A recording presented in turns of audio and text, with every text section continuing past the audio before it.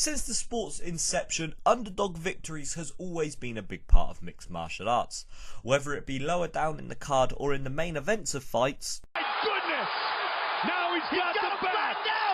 That's it! He's got the jump! Nate Diaz! He's out! He has done it! It is all over! Nate Diaz beats Conor McGregor! These underdog wins are a big part of the sport. Helping it evolve in a brand new way, champions can even get upset too. He went back again! Michael Bisping is the new UFC middleweight champion of the world! Now, there is always something great about seeing someone come in as a massive underdog on the Vegas odds and pull out the victory. Now, in this list, we're going to be looking at the top 10 underdog victories in mixed martial arts. I'm James from the MMA Flashback, and this is the top 10 underdog victories in MMA. Number 10, Marcio Cruz knocks Frank Mir out at UFC 57. Now, this one is one that's not really appeared on too many other people's lists. When doing research for this one, I never saw this fight pop up. This was Frank Mir's first fight back since his motorcycle injury, and the fight before had won the UFC heavyweight title. When looking at Marcio Cruz, he also was a grappling world champion, but it was only his second fight in MMA. Now, when you say that you've got a grappling world champion facing a submission expert, you wouldn't think that the fight would end by knockout in round 1. Cruz ended up knocking Mir out in round 1 of 4 minutes 10, and according to Tapology, the odds were that Mir was the -300 favourite. Now, I see this as a nice upset because Marcio Cruz, once again, it was only in his second professional fight in MMA, and, well, Mir was literally the UFC heavyweight champion in his previous fight. So, coming in there at number 10, I think it deserves it as Marcio Cruz, he knocked out the former heavyweight champion. Cruz went on to lose 2 straight and not fight again in the UFC after that. Number 9, Michael Bisping knocks out Luke Rockhold at UFC 199. Now, this one fight alone is the single memory that I will hold in my life forever. Waking up at 4:30 AM, everyone in the house shouting because Michael Bisping knocked Luke Rockhold in joy. The two had previously fought where Luke Rockhold had won by submission 18 months prior, and Bisping had only stepped up on 17 days notice. Now, when you think about that Bisping had only come in on 17 days notice off of a film set, and that Luke Rockhold was coming off this dominant performance over Chris Weidman, you'd expect that he'd come out the victor. Completely wrong. Michael Bisping knocked Rockhold out in round 1 of 3 minutes 36. It was supposed to be Rockhold's first defence, and he was meant to be going on to challenge Weidman once again, or even face Jacare Souza. But Michael Bisping put a halt to all of them plans and ended up winning the 2016 upset of the year with many MMA journalist companies. This one will always be held in my memory just for waking up everyone in my house at 4:35 in the morning because Bisping knocked him out and became the UFC middleweight champion. Coming in at number 8, Tito Ortiz subs Ryan Bader at UFC 132. Now, this one is a nice story because Tito Ortiz had not won a fight for 5 years.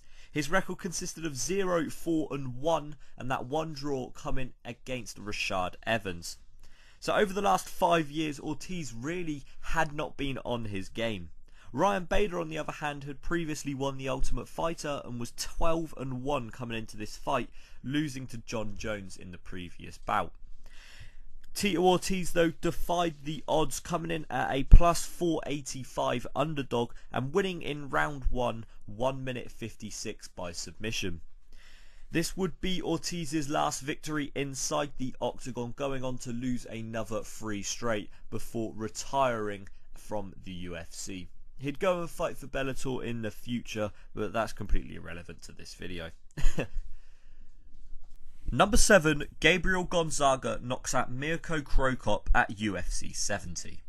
Now, going into this fight, Gabriel Gonzaga was a +400 underdog, and, well, despite it being an upset, people could see it coming. Gonzaga had finished all his opponents leading up to this fight and was 3-0 in the UFC. Before the UFC as well, his only loss came to Fabricio Werdum. Now, the crazy thing about this is this was meant to be a fight where Mirko Cro Cop would become the #1 contender for the UFC Heavyweight Championship. Going on to face Randy Couture was what the UFC wanted, but it didn't play out that way. Gabriel Gonzaga went in there and dominated the fight. He went on to control Cro Cop on the ground and finish him in the first round by head kick knockout. Something that Cro Cop had done all throughout his previous years in Pride, and Gabriel Gonzaga went in there and did it to him. This won the Knockout of the Year for 2007, and you can clearly see why. Gonzaga nearly took Cro Cop's head off, and it nearly ended up in a different county in England. Number 6, Fabricio Werdum subs Fedor Emelianenko at Strikeforce. Fedor vs Werdum. Now, what happens when you have a man who is unbeaten for 10 years? All eyes are on him. Fabricio Werdum was a plus 405 underdog going into this fight, and he'd previously been cut from the UFC. When looking at it, it was obviously a test for Fedor, but at the same time, it was meant to be one where he was supposed to win. Fedor knocked Werdum down early in the round, but then followed him in. He got caught in a submission, but was able to fight it off, but he couldn't fight off the second submission attempt. And just like that, 10 years of hard work had gone for Fedor Emelianenko. He tapped out to Fabricio Werdum. 10 years of being unbeaten, and probably his first legitimate loss inside a MMA fight. His only other loss coming by TKO because of a cut. This won the upset of the year from 2010 and also the submission of the year from 2010. It sparked a resurgence in Werdum's career, and he'd go on to win the UFC heavyweight title later on. This also sparked the downfall for Fedor Emelianenko, going on to lose another 2 fights in Pride to Antonio Silva and Dan Henderson, and then going on to have, well, obvious victories. Number 5, Rose Namajunas defeats Joanna Jedrzejczyk at UFC 217. Now, who doesn't love a good underdog story? Rose Namajunas was only on a 1-fight win streak going into this fight, previously losing to Carolina Kowalkiewicz, who Joanna had just defeated. She had also lost to Carla Esparza, who Joanna had defeated. Rose was on a 1-fight win streak, subbing Michelle Watterson in the second round, and Joanna was 14-0 and 7-0 inside the octagon. She was one of the most feared strikers in the UFC. But what happened? Rose Namajunas went in there and showed excellent kickboxing skills, knocking Joanna out in the first round of 3 minutes and 3 seconds. It looks like Joanna taps to the strikes as well, just proving the case that Namajunas was the ultimate underdog and came into this fight fantastically. This won the upset of the year from 2017 and was Namajunas' first knockout victory in her MMA career. It's a lovely story and it's a lovely win. Number 4, TJ Dillashaw knocks out Renan Barrero at UFC 173. Now, Renan Barrero was one of the most dominant champions in UFC history. He was on a 9-year unbeaten streak that included 32 wins in that time. This fight as well was originally supposed to be Renan Barrero versus fellow countryman Rafael Assuncio, but due to an injury, Dillashaw was forced to step up. A plus 650 underdog, TJ Dillashaw proved that odds do not mean anything and went into the fight and completely dominated Barrero. In what was one of the best performances Joe Rogan had ever seen, Barrero went in there and got stopped by Dillashaw in the 5th round. This was the 2014 upset of the year, due to Dillashaw going into the fight on just a 1-fight win streak. He had previously lost to Rafael Assuncio the fight before his last victory, and went into this one on just a win over Mike Easton. It's a testament to what Team Alpha Male could do, and it gave them their first UFC piece of gold. Number 3, Holly Holm knocks out Ronda Rousey at UFC 193. Ronda Rousey was the dominant champion. She was arguably the face of the UFC. Holm had come into this fight with not too many impressive fights in the UFC. She had 2 fights which were not very impressive. Rousey, on the other hand, was 12-0, and that included 6 title defences and had never gone past the 3rd round. Holly Holm came into this fight a plus 830 underdog according to Tapology, and all the build up to the fight clearly somehow affected Rousey. It was either that or she decided to stand up with a former women's boxer. I'm going to go with the latter. In what was the UFC's record attendance fight, Holly Holm knocked Ronda Rousey out in the 2nd round just before the minute mark. This won the knockout of the night and the year, and the upset of the year from 2015.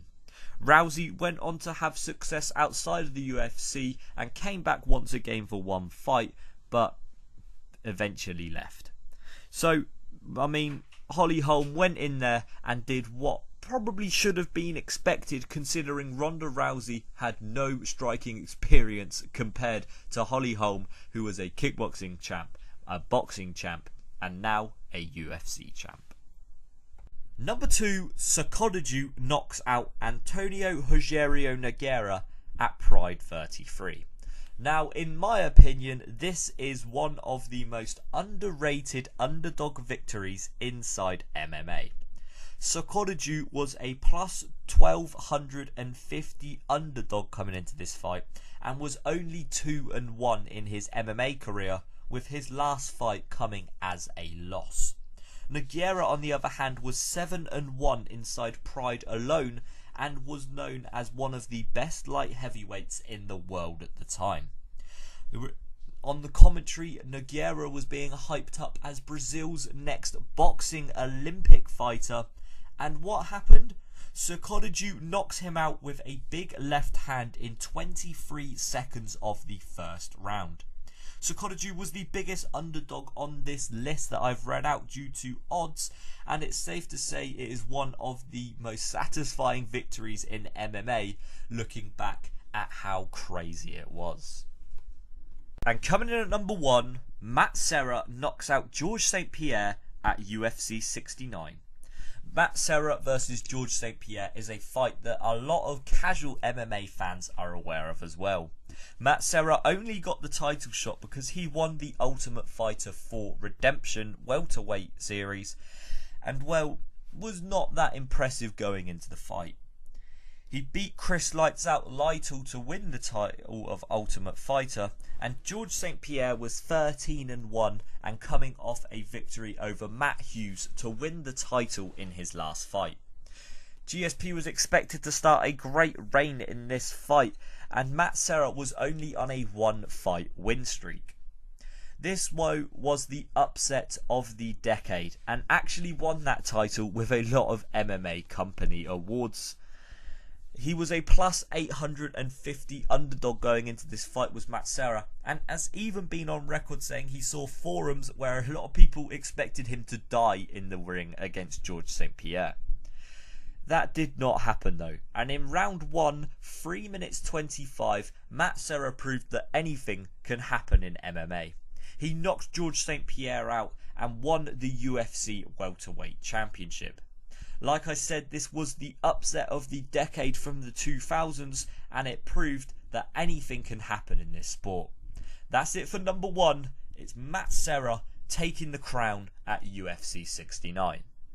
So that does it for this top 10 underdog victories in mixed martial arts.